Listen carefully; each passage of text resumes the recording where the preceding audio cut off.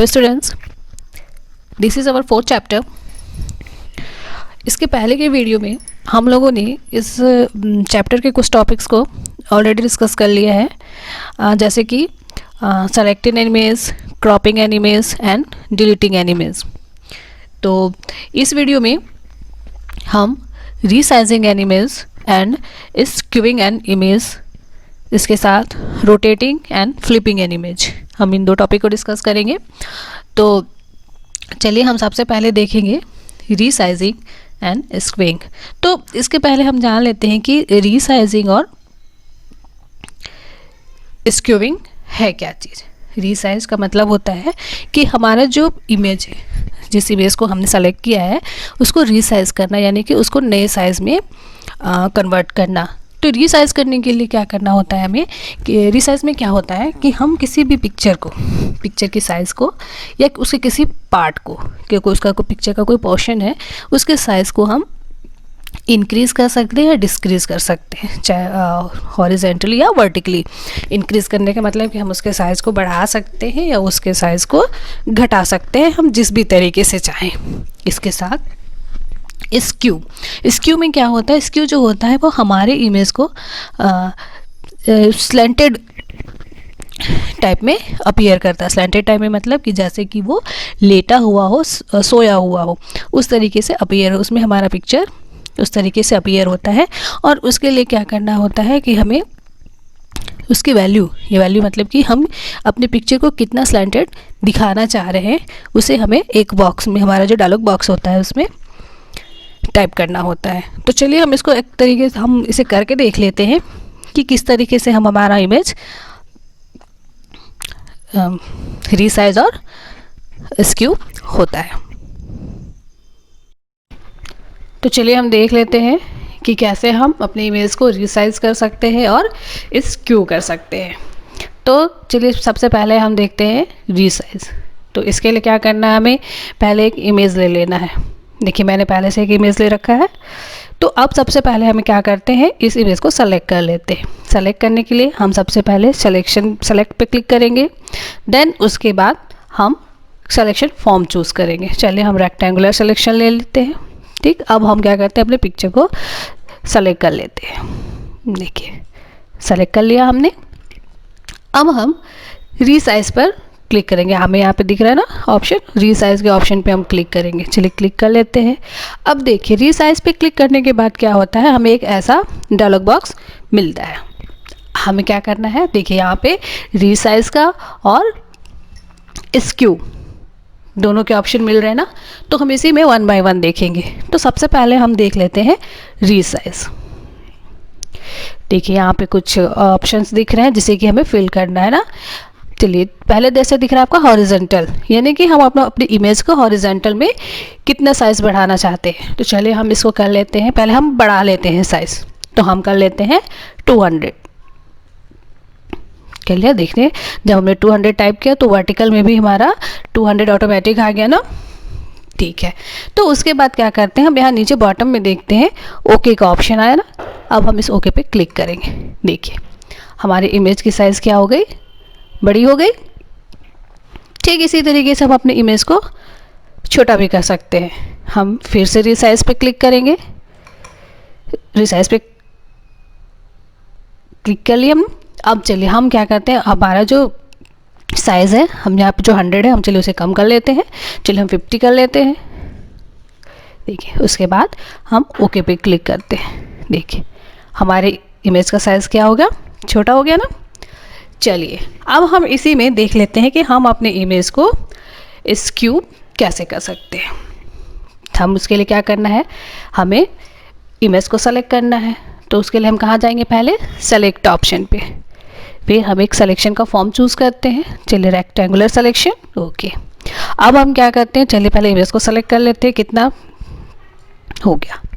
अब क्या करते हैं कि हम रीसाइज पे क्लिक करेंगे। ये रहा। अब देखिए पहले हमने ऊपर देखा था ना, रीसाइज पे को सेलेक्ट किया था। अब हम स्क्यू को सेलेक्ट करते हैं। हम जब हॉरिजेंटल पे, अब देखिए इसका भी हमें क्या करना है, सेट करना है। चलिए हम रीसाइज में कर लेते हैं, 20 कर लेते हैं। एंड वर्टिकल में भी हम 20 कर लेते हैं। ओके, देन हम क्लिक करेंगे ओके। देखिए हो गया ना, यानी कि हमारा इमेज क्या है, जितना कि हमने इसके स्क्यू करना चाहा था, जितना हम इसे कैसा फ्लैट दिखाना चाह रहे थे, उतने के अंदर हमारा ये जो इमेज है क्या है वो आ गया है। अब हम नेक्स्ट देखते हैं rotating and flipping an image. We use the rotate option to change the angle and flip the whole picture or a part of it.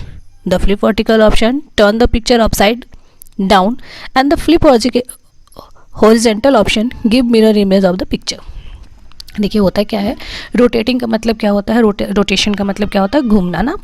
तो रोटेशन ऑप्शन में क्या होता है कि हमारा जो इमेज होता है हम उसके एंगल को चेंज कर सकते हैं। यहाँ पे कुछ ऑप्शन दिख रहे हैं ना, तो हम जैसे जब अपने पिक्चर इमेज को रोटेट करना चाहते हैं जिस भी एंगल में, चाहे वो राइट 90 डिग्री एंगल हो, लेफ़्ट 90 डिग्री एंगल हो या 180, हम जिस भी एंगल में अपने पिक्चर को रोटेट करना चाहते हैं उस एंगल में क्या करते हैं, अपने इमेज को जब हम रोटेट के ऑप्शन पे क्लिक करते हैं तो ऐसा हमें मेन्यू अपीयर होता है, ऐसा ऑप्शन मिलता है। हम जिस भी क्लिप पे क्लिक करेंगे हमारा जो इमेज क्या होता है वो उस एंगल में रोटेट हो जाता है, घूम जाता है। और फ्लिप ऑप्शन हमें क्या फैसिलिटी देता है, जब हम फ्लिप वर्टिकल जब इस पर क्लिक करते हैं तो हमारा जो इमेज क्या होता है, वो जैसा इमेज होता है वो जस्ट उसके वो अप साइड पे या डाउन साइड पे पूरी तरीके से घूम जाता है। और जब हम फ्लिप हॉरिजॉन्टल पे क्लिक करते हैं तो हमारा पिक्चर क्या है वो मिरर इमेज प्रोवाइड कराता है। तो चलिए हम इसे भी एक बार करके देख लेते हैं कि ये किस तरीके से हमारा इमेज रोटेट और फ्लिप होता है। तो चलिए हम देख लेते हैं कि कैसे हम अपने इमेज को रोटेट कर सकते हैं और फ्लिप कर सकते हैं। तो सबसे पहले हम रोटेट देखते हैं। तो उसके लिए क्या करना है, हमें सबसे पहले अपने इमेज को सेलेक्ट करना है।